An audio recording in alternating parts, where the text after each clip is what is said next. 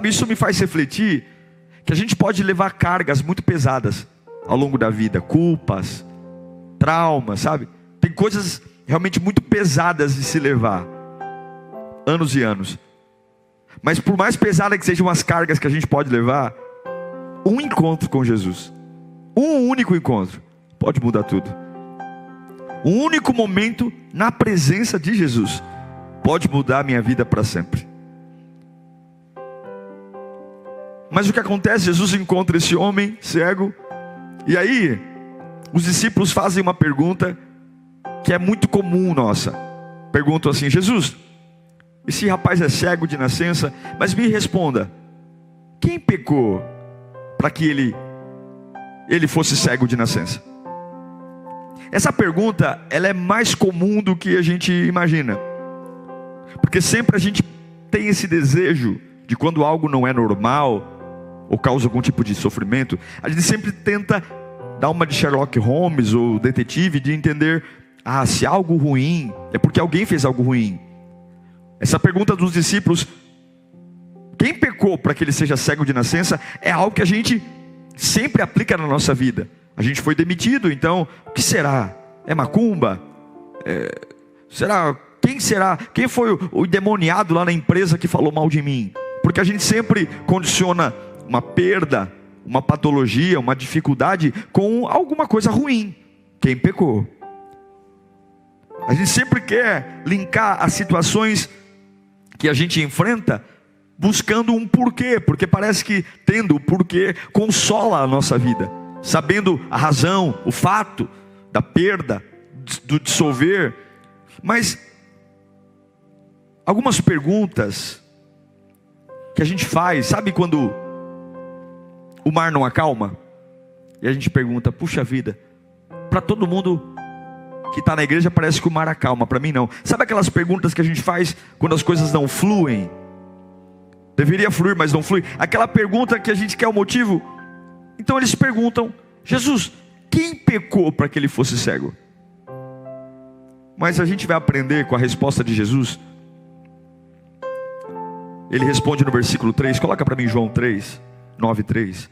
Jesus disse, nem ele, nem seus pais pecaram, mas isso aconteceu para que a obra de Deus se manifestasse na vida deles.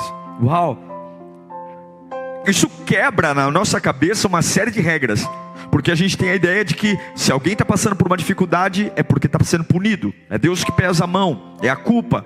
Mas Jesus não, Jesus diz o seguinte, olha, ninguém pecou, ninguém fez nada de errado. Isso está acontecendo por um propósito maior, de glória. Ele nasceu cego, nunca soube o que é o verde, o amarelo, o azul, ele não viu o céu, ele não sabe qual é o rosto dos pais dele. E eu sei que isso pode ser muito cruel para vocês que têm uma mente limitada, para vocês que têm uma mente humana. Mas eu os afirmo que, por mais que seja um caos, ninguém pecou, isso aconteceu para a glória de Deus. E é aí, irmãos, que a gente leva uma vantagem enorme.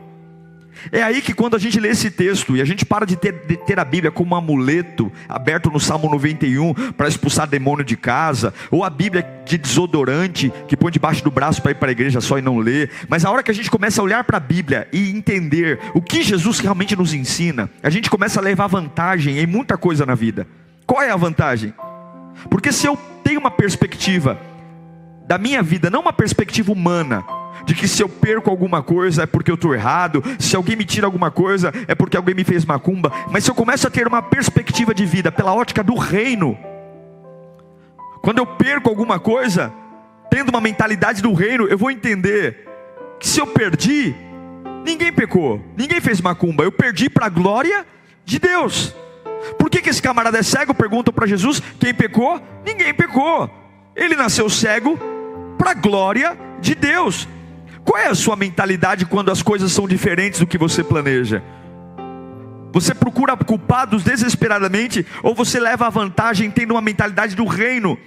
Ao invés de procurar o porquê dos problemas, os culpados pelas situações, ou ao invés de tentar buscar criminosos do porquê, para ficar remoendo, a gente resolve as coisas que deram errado com uma mentalidade do reino. Qual é a mentalidade do reino? Tudo que está acontecendo em mim é para que se manifeste a glória de Deus. Tudo. Eu não sei porque eu estou passando isso. Eu não sei porque eu estou enfrentando isso. Mas eu não tenho uma explicação clara. Mas eu vou dizer para você, mãe, pai, irmão, tudo que está acontecendo comigo é para a glória de Deus. Eu sei que eu não sei porque eu estou perdendo tanto dinheiro agora. Eu não sei porque eu estou fazendo tudo certo, eu estou no lugar certo. Estão acontecendo coisas que estão além do meu controle. E as pessoas estão ao teu lado dizendo, quem pecou? Quem pecou? E você vai dizer, está tudo bem, gente. Tudo que está acontecendo comigo é para que seja manifesta a glória de Deus. Como isso é maravilhoso. Como ter uma mente assim é maravilhosa. Eu te afirmo que mesmo sem saber o porquê, tudo que você está passando é uma plataforma para que as mãos de Deus manifestem a glória em você. Eu afirmo a você pela Sagrada Escritura que está aqui na minha frente. Por mais que você não consiga ver nexo nisso, tudo que você está enfrentando é uma plataforma para que a glória de Deus se manifeste em você. Quando a gente adota essa mentalidade, quando a gente coloca isso na cabeça, de não ligar mais para os porquês, de não gastar mais energia para entender os porquês, mas canalizar para entender que o reino de Deus é maior, Satanás jamais vai conseguir transformar você numa vítima. Porque quando pergunto, por que você é cego? Você diz, eu sou cego para que seja manifesta a glória de Deus. Por que você está desempregado? Eu estou desempregado para que seja manifesta a glória de Deus. Por que você tem esse tumor no corpo? Eu tenho esse tumor no corpo para que seja manifesta a glória de Deus. Por que seu marido acabou de ir embora de casa? Olha, eu não sei porque ele foi embora de casa, mas eu estou firme a servir a Deus, porque eu sei que alguma hora vai ser manifesta a glória de Deus. Por que você não tem nada na vida? Não tem casa, não tem carro, não tem ninguém, e você serve a Deus? Eu não tenho casa, eu não tenho nada, não tenho ninguém, mas eu continuo firme porque algum dia vai ser manifesta a glória de Deus. Você nunca vai ser vítima, você nunca vai ser a parte frágil, você nunca vai ser a parte que vai ser a parte que as pessoas tenham dó. Mas se você entender que tudo se manifestará para a glória de Deus, a sua cabeça será diferente. É assim que a gente vence a escassez. É tirando essa cabeça escassa e começar a afetar a nossa vida com um estilo de vida dizendo, tudo, ninguém pecou, ninguém é o culpado. Se eu recebi ou se eu perdi, aconteceu para que seja manifesta a glória de Deus. Mas esse milagre, ele é tão peculiar. E eu queria ler no pique aqui com você. É uma série de versículos, mas eu queria ler bem rapidinho. Eu vou ler do versículo 4 ao 21, rapidinho, João, para você entender a repercussão da cura desse cego. Vamos lá. Enquanto é dia, precisamos realizar a obra daquele que me enviou. A noite se aproxima, quando ninguém pode trabalhar. Enquanto estou no mundo, sou a luz do mundo. Tendo dito isso, ele cuspiu no chão, misturou terra com saliva e aplicou aos olhos do homem. Então lhe disse, vá lavar-se no tanque de Siloé, que significa enviado. O homem foi, lavou-se e voltou vendo. Seus discípulos e os que anteriormente o tinham visto mendigando perguntaram, não é este o mesmo homem que costumava ficar sentado mendigando? Alguns afirmavam que era ele. Outros diziam, não, apenas se parece com ele. Mas ele próprio insistia, sou eu mesmo. Sou eu. Então, como foram abertos os seus olhos? Interrogaram-no eles. E ele respondeu, o homem chamado Jesus misturou terra com saliva e colocou nos meus olhos. E me disse que fosse lavar-me em Siloé. Fui, lavei-me e agora vejo. Eles lhe perguntaram, onde está esse homem? Não sei, disse ele. Levaram aos fariseus o homem que fora cego. Era sábado, o dia em que Jesus havia misturado terra com saliva e aberto os olhos daquele homem. Então os fariseus também lhe perguntaram, como ele recebera a visão? O homem respondeu, ele colocou uma mistura de terra e saliva em meus olhos, e eu me lavei, e agora vejo. Alguns dos fariseus disseram, esse homem não é de Deus, pois não guarda o sábado. Mas outros perguntavam, como pode um pecador fazer tais sinais miraculosos? E houve divisão entre eles. Tornaram, pois, a perguntar ao cego, que diz você a respeito dele? Eles nem estavam preocupados com a cura, eles estavam querendo saber quem era Jesus. E foram os seus olhos que ele abriu. O homem respondeu, ele é um profeta. Os judeus não acreditaram que ele fora cego e agora havia sido curado. Então, enquanto não mandaram buscar os pais do cego, então mandaram buscaram os pais do cego e então perguntaram: é este o seu filho, o qual vocês dizem que nasceu cego? Como ele pode ver agora? Responderam os pais: olha, sabemos que ele é o nosso filho e que nasceu cego, mas não sabemos como ele pode ver agora, ou quem abriu os olhos. Perguntem a ele a idade ele tem, falará por si mesmo. Esse texto, ele é lindo, não só pela cura do cego, que por si só é brilhante, mas é porque como ele repercutiu de várias perspectivas. A primeira delas são os discípulos que olham para o cego e tentam encontrar um porquê do problema. Também temos um outro grupo, Jesus mostrando que não é problema.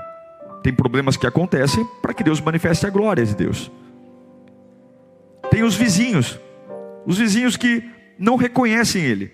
Alguns falam: é ele. Outros dizem: não é ele não, se parece com ele. E tem os religiosos, os fariseus, que não estão nem aí porque o homem agora enxerga. Estão mais preocupados: quem é esse Jesus aí que anda fazendo milagre? Mas eu não queria gastar meu tempo agora falando dos discípulos, nem dos fariseus, nem dos vizinhos, e nem dos pais do cego, que tinham tanto medo de serem expulsos da sinagoga, que mesmo diante do inevitável que o filho tinha sido curado, eles não dizem: deixa que o meu filho fale por si mesmo. Mas eu queria olhar pela perspectiva do cego. Imagine você nascer 100% cego. A sua vida ela é feita de vozes. Você não vê, e o nosso organismo, o nosso sistema de sentidos, ele é muito inteligente. Então quando há uma ausência de visão, se compensa essa ausência dando uma elevação de outros sentidos. É muito provável que pessoas que não enxerguem tenham uma audição muito mais apurada do que uma pessoa que enxerga, porque eu preciso ter mais detalhes do ruído de ambientes. Esse cego está lá quando os discípulos perguntam. Parece que ele é só um fantoche, né? Ele escuta quando os discípulos perguntam para Jesus: Jesus, quem pecou para que ele fosse cego? Ele está lá, e ele ouve essa pergunta. E ele também ouve a resposta de Jesus: olha, ninguém pecou. Ele nasceu cego para que fosse manifesta a glória de Deus. Daqui a pouco ele escuta um ruído. Imagino que talvez alguém preparar uma cusparada para você seja algo normal assim, mas imagine alguém que é cego ouvindo o ruído de um cuspe. E de repente uma gosma que eu não sei explicar, porque Jesus cospe no barro. Talvez deu até para ouvir um pouquinho Jesus espremendo ali a saliva dele com o barro. E de repente você é cego, você não está vendo óbvio nada, só ouvindo. E normalmente você já percebe uma pessoa que tem problemas de audição, ela movimenta muito a cabeça, porque ela precisa de visão, ela precisa enxergar, ela precisa ouvir o que está acontecendo no ambiente. Então ela fica ali para captar o ambiente. Daqui a pouco ela sente uma sensação de umidade nos olhos. Mas lembre-se, momentos antes de sentir a umidade nos olhos, ela ouviu o quê?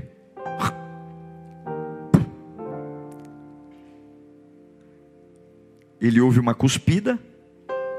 Logo depois ele percebe que aquela cuspida está sendo manuseada por alguém. Versículo 6 diz que Jesus, tendo dito isso, cuspiu no chão, misturou terra com saliva e aplicou aos olhos do homem. E agora ele sente algo úmido no rosto, nos olhos. Ele era cego, mas não era surdo. Ele era cego, mas não era surdo. Ele era cego, mas não era mudo. Ele era cego, mas não era mudo. E agora ele ouve uma voz dizendo: cuspi no barro, passei nos teus olhos, agora vai se lavar no tanque. Vai andando pelas ruas com esse barro no olho, misturado com saliva, e vai lavar. E agora o homem que desde o nascimento não enxergava, lava o rosto e simplesmente, ele é curado. O que ele não fez a vida inteira, ele fez no encontro com Jesus. E o que me encanta nesse texto é um método que Jesus usa. Um método fora do normal, um jeito que eu não faria. Se chegasse um cego aqui na igreja e o pastor ora, jamais eu poderia cuspir, misturar saliva com óleo e passar no olho, jamais. Sabe, é uma ousadia de Jesus tremenda, porque ele fez mesmo para incomodar. Ele poderia ter levantado a mão e dito veja. Ele poderia ter levantado as duas mãos e dito veja. Ele poderia nem ter levantado a mão, ele poderia ter aberto a boca e dito veja. Ele poderia nem ter aberto a boca, ele poderia ter só pensado veja. E o cego viu. Mas ele quis cuspir, ele quis colocar saliva na terra e fazer o lodo. Ele quis, justamente para dar uma lição para aqueles que estão querendo encontrar o porquê do porquê o homem é cego, para dar uma lição para daqui a pouco a religião que vai ficar preocupada do porquê que ele está curando no sábado, para o pai e para a mãe que diante de um filho que era cego e agora vê, mas tem mais medo de chocar a sociedade do que reconhecer o milagre, para mostrar que o nosso Deus, ele não usa coisas normais, ele não trabalha com métodos que eu e você conhecemos, mas quando o nosso Deus quer usar nossa vida para a sua glória, ele sempre vai usar coisas extraordinárias. Eu digo para você que o milagre desse cego estava na lama. Quem é de nós que consegue ver o milagre na lama? Porque cuspir não se encaixa num processo religioso. A saliva não cabe. Nós estamos habituados com óleo ungido, estamos habituados com regras nossas, que nós achamos confortáveis, achamos bonitas, coisas que deixam o religioso satisfeito. Mas nesse caso, Jesus usou a lama nos olhos, para mostrar que ele pode usar o que ele quer. Ele pode usar um drogado, ele pode usar uma pessoa com um passado devastado, ele pode usar, se ele usou uma lama para curar um cego, ele pode usar alguém que acabou de sair de um divórcio, ele pode usar alguém que está quebrado emocionalmente, ele pode usar o sobrenatural, ele usa o que quer. Se ele usou a lama, se ele usou o cuspe, a saliva, ele usa o que quer e como quer, e ele não vai pedir autorização para nós, porque os métodos de Jesus não se encaixam com a religião.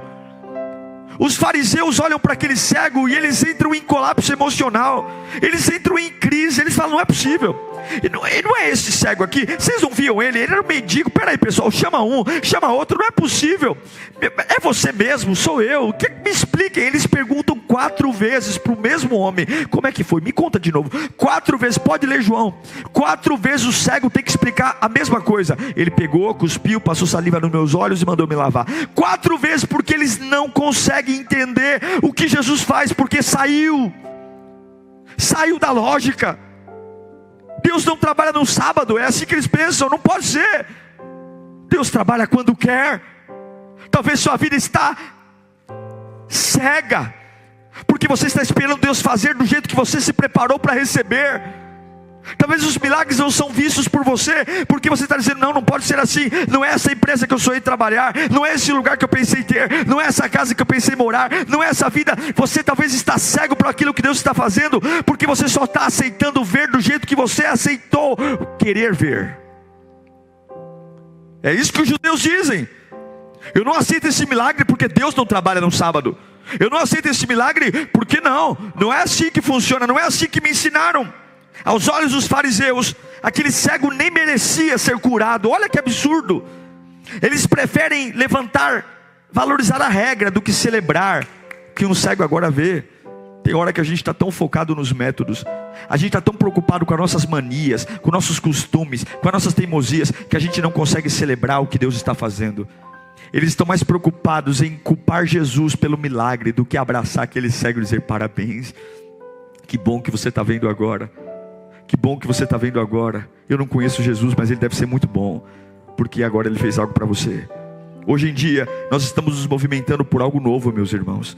Deus saculejou o mundo, trazendo o Covid-19.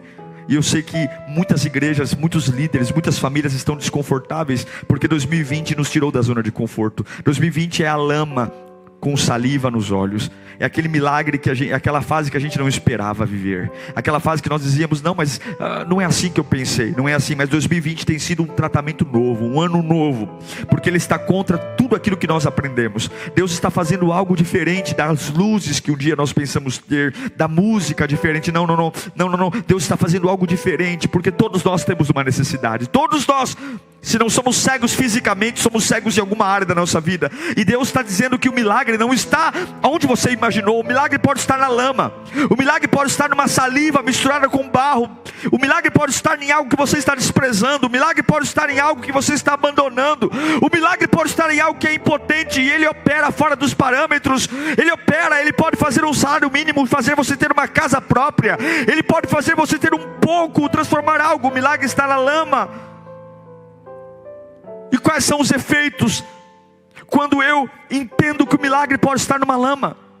Quais são os efeitos do primeiro encontro? A primeira característica que eu vejo desse homem é que ele era cego desde nascença. Todo mundo conhecia por cego, chamava de cego, ele era mendigo, todo mundo. Mas quando Jesus o encontra, e quando Jesus cospe no barro, passa nos olhos dele, ele era cego, mas não era surdo. Ele era cego, mas não era mudo. Mas você não vê ele falando nada. Você não vê ele dizendo, o que é que você está passando no meu rosto aí? Ele acabou de ouvir Jesus dar uma cusparada. Ele acabou, mas ele não olha para Jesus e diz, o que é? Você cuspiu aqui? Não. O homem que tem um encontro com Jesus, ele aceita, não está mais preso ao passado. O passado sempre vai tentar te levar de volta. É por isso que as pessoas não aceitam. Quando aquele homem está curado, todo mundo continua chamando ele do quê? Cego, cego. Você não vê ninguém chamando ele pelo nome dele. Você não vê nenhum versículo dizendo o nome, que agora ele é cego, ninguém aplaudindo. Está todo mundo desesperado, porque finalmente ele não é mais aquilo que a história dele o fez ser. Está todo mundo agora preocupado, porque ele deixou de ser o que sempre foi. Mas ele não está preocupado em manter cegueira. Ele está querendo algo novo. É saliva, é barro, passa aqui, eu tenho que lavar onde? Não tem problema se eu vou andar com cuspe, com saliva no rosto, onde que eu tenho que me lavar? Porque ele entende que um momento só com Jesus, tudo aquilo que eu fui pode ser destruído. Toda a cegueira de uma vida é nítido nessa história, que todo mundo o continua chamando de cego, mesmo ele deixando de ser cego. É todo mundo tentando ter muita dificuldade de reconhecê-lo como homem curado. Todo mundo dizendo, não é possível que você vê agora. Não é possível que a sua casa foi restaurada. Não é assim que eu te conheço. Você não presta, eu te conheço, você não presta. Não é possível que agora você virou decente. Não, você é mentiroso, rapaz. Você é mentiroso, como é assim falar a verdade? As pessoas, elas vão lutar para que você seja sempre aquilo que a vida sempre fez de você. Mas eu quero que você entenda, um encontro com Jesus, talvez as pessoas vão te criticar, mas o encontro com Jesus vai deixar você ser totalmente diferente daquilo que a vida fez com você. O encontro com Jesus vai romper, vai ser uma ruptura com o passado. O que atraiu Jesus nunca foi corações perfeitos. O que atraiu Jesus nunca foram corações lindos, cheios de teologia, diplomas na parede. Mas sempre o que atraiu Jesus são corações necessitados e humildes. Corações que entendem que deve ser muito desconfortante ver alguém acabando de cuspir no chão e pegando barro e passando nos meus olhos. Passando nos meus olhos, sabendo que eu não vejo, sabendo que a minha maior vulnerabilidade são os meus olhos. Se eu tiver um coração arrogante, eu vou dizer que Deus não me ama. Se eu tiver um coração arrogante, eu vou dizer que Deus está tirando ironia comigo, que Ele vai estar zombando do meu problema. Mas se eu tiver um coração necessitado e humilde, eu vou aceitar o processo, porque eu entendo agora, através dessa palavra, que se eu não vejo, se eu perdi, não é porque Deus me puniu, é para que algum dia seja manifesta a glória de Deus. Seja manifesta a glória de Deus. Irmãos, ninguém derruba alguém que vive de joelhos. Você só derruba um homem que está em pé. Você só põe no chão um homem que está em pé. Mas um homem que vive no chão, um homem que vive na humildade, você não derruba. Quando Jesus cospe e passa nos olhos, Ele não se ofende. Ele era cego, mas não era mudo. Ele não pergunta, não é possível que o senhor está passando cuspe no meu olho. Porque ele já tinha um coração necessitado e humilde. Jesus sabia que aquele homem não iria reclamar. Era por isso que ele fez o processo. Enquanto Jesus não perceber que o seu coração é humilde o suficiente para viver o processo, você pode orar, você pode clamar, Ele não virá. Porque não é oração bela, não é palavra bonita, você pode ter um vocabulário excelente. Você pode saber falar de uma forma encantadora aos homens, mas Deus não liga se você fala bonito, fofinho, se você é intelectual. Deus quer saber se você está de joelhos.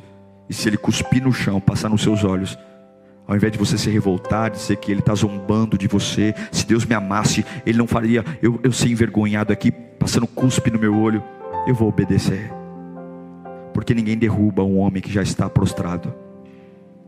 Ninguém põe no chão um homem que já está no chão. É por isso que é esse cego, é por isso que é o Bartimeu, é por isso que é a viúva pobre.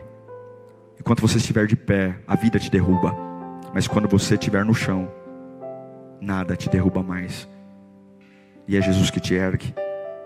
Quando você tem uma revelação de que a lama, a simplicidade é diferente do que a gente está acostumado, diferente da roda de amigos, das leis. Mas eu vou aceitar o novo. Eu vou aceitar essa fase de ganhar menos. Eu vou aceitar essa fase de poucos amigos. Eu vou aceitar essa fase de isolamento. Eu vou aceitar essa lama.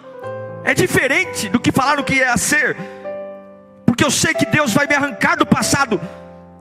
Deus pode me arrancar, e muitos aqui não podem avançar, porque o passado está segurando, as pessoas estão segurando, os religiosos estão segurando, os pais queriam segurar, a vizinhança segurar, todo mundo queria segurar aquele cego, mas Jesus o libertou. Se você tiver um encontro com Jesus, você é livre do seu passado agora. Se você tem um encontro com Jesus, aprenda que você não pode limitar sua vida pela opinião das pessoas. A nossa cultura está cheia de opiniões. A gente acorda, tem opiniões. O jornal tem opinião. A televisão tem opinião. As redes sociais têm opinião. E uma coisa que eu aprendi na vida é que opinião não muda nada. Opinião não altera nada. Opinião não paga conta. Opinião não cura milagre. Não gera milagre. Opinião não levanta homens. Opinião não sara o passado, não cura o passado e não leva você para o futuro. Opinião não transforma corações. Opinião não perdoa pecados. Opinião não arranca a culpa. Opinião não edifica igreja. Opinião não traz vida. Opinião não traz dinheiro para a conta bancária. Opinião não é nada mais do que uma opinião. E você não pode parar para ouvir alguém que não tenha nada além de uma opinião. Você não pode gastar seu tempo ouvindo pessoas que não tenham nada além de uma opinião. Eu aprendi a ouvir pessoas que construíram. Nunca ouça alguém que só tem uma opinião e nunca construiu nada na vida. Opinião não muda a vida de ninguém. Opinião todos têm. Opinião você cruza a perna e se acha o dono do mundo, mas você fala sem riscos. No versículo 16 do capítulo 9, a Bíblia diz: então alguns fariseus disseram: olha as opiniões, esse homem não é de Deus, pois não guardou o sábado. Mas outros perguntavam: como pode um pecador fazer tais sinais miraculosos? Opinião. Chegam para o cego e chacoalham o camarada. O homem acabou de ser curado. Imagine você passar uma vida inteira cego e começar a ver, sei lá, eu ia querer, nossa, isso aqui que é uma árvore, nossa, isso aqui que é um céu. Mas as pessoas não estão preocupadas em celebrar a visão dele, elas estão com opinião. Aí começam a perguntar para o cego: fala de novo, conta de novo, quem é esse Jesus? Conta de novo. Sabe qual é a resposta do cego? Versículo 25: olha, eu não sei se ele é pecador ou não, eu não sei, fiquem com a opinião de vocês. O que eu sei? Eu sei que eu era cego, mas agora eu vejo, meu Deus do céu. Se você acha que eu mereço ou não, o problema é seu. Eu sei que agora eu não via e agora eu vejo, ele mudou a minha vida. Opiniões dizem: olha, Deus não vai agir, Deus não é com você, olha, Deus não fala assim. Não, na minha fé não, é para monte. Se você não for para o monte, se você não descer na minha madrugada, olha, leia a Bíblia, leia o Salmo 23 3 vezes. Opinião, mas o que importa não é a opinião. O que importa é que eu era cego. O que importa é que eu tinha culpa. O que importa é que eu não tinha futuro. O que importa é que eu estava nas drogas. O que importa é que eu estava em outros processos. O que importa é que eu não tinha vida, eu não tinha esperança, eu não tinha estrutura. Mas agora eu encontrei em Jesus e agora eu vejo. Eu sei que Ele entregou a vida por mim, propósitos. Não perca seu tempo com opiniões. Não permita que a opinião das pessoas que você não conhece, comece a criticar o que Deus está fazendo. Pessoas que você nem conhece, comece a criticar o teu Jesus, dizendo: é bobagem você orar. Pare e tape os ouvidos para as opiniões. A única coisa que eu sei é que eu não tinha esperança, e agora há uma palavra que está acesa no meu coração. A única coisa que eu sei é que até semanas atrás eu queria tomar chumbinho, e hoje eu não vejo a hora do dia nascer, porque eu quero conquistar, eu quero trabalhar, eu quero orar. Eu sei de uma coisa: eu não tinha era nem beira, não tinha família, não tinha filhos, e agora eu tenho uma pessoa bacana que Deus colocou no meu caminho. Eu estou sendo voluntário, eu estou aqui no meio do abismo. Eu sei de uma coisa: não são opiniões, é Ele, é Jesus. E eu quero dizer uma coisa: opiniões não mudam vida, opiniões não alteram destino, mas o encontro com Jesus muda a vida. O encontro com Jesus altera destino. Eu sei que vocês estão aí brigando. Façam suas reuniões para saber se ele é pecador ou não. Façam suas reuniões, chama meus pais, chama a vizinhança. Eu só sei de uma coisa: eu era cego desde o dia que eu nasci, e esse homem entrou no meu caminho, e eu vejo. Continuem com as opiniões de vocês, continuem com as conversas. Eu vou agora ver o céu que eu nunca vi. Eu vou agora ver o que é uma árvore. Eu vou agora ver o que é a onda do mar. Eu vou agora perceber o que é o amarelo, o azul, o rosa. Enquanto vocês estão cheios de opiniões, eu vou viver minha vida da melhor forma, porque Jesus me encontrou. Jesus mudou a minha história. Jesus mudou o meu destino. Não permitem que as opiniões dos outros ditem a sua fé. Não seja, para de andar com galinha, vai andar com águia. Não permita. Se aquele cego tivesse ouvindo a multidão, ouvindo o que os fariseus pensam, daqui a pouco ele voltaria até a ser cego de novo, sei lá. Mas ele fala nitidamente. Você já me perguntou 4 vezes, meu. Você já me perguntou 4 vezes, já te expliquei 4 vezes que ele cuspiu no barro, passou no olho. Você não quer aceitar, problema seu. Agora uma coisa você não pode tirar de mim: eu era cego e agora eu vejo você. Se você acredita ou não, problema seu. Esse é o momento que você passa de servir o Deus dos outros para servir o seu Deus. Uma pessoa que tem uma experiência com Deus, ela abre mão do passado, ela para de viver de opiniões e ela tem um encontro com a adoração. Versículo 30 e 35 de João 9. Jesus ouviu que haviam expulsado. Olha que interessante.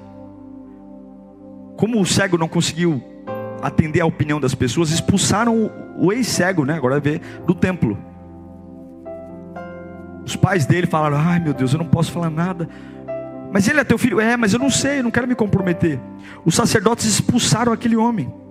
E Jesus ouviu que haviam expulsado o homem curado. E o que Jesus fez? Foi encontrá-lo e disse: você crê no Filho do Homem? E perguntou o homem: quem é ele? Ai meu Deus do céu. E Jesus disse: quem é ele? Volta lá o 36. Quem é ele, Senhor, para que eu nele creia? Diz Jesus: você já o tem visto. É aquele que está falando com você. Então o homem disse: Senhor, eu creio. E o que ele fez? O que ele fez? Adorou. Diz Jesus: eu vim a este mundo para julgamento, a fim de que os cegos vejam e os que vêm se tornem cegos. A primeira vez que aquele homem encontrou Jesus, ele era totalmente cego. Ele só ouviu a voz. Perguntaram para ele ao longo do tempo: quem é Jesus?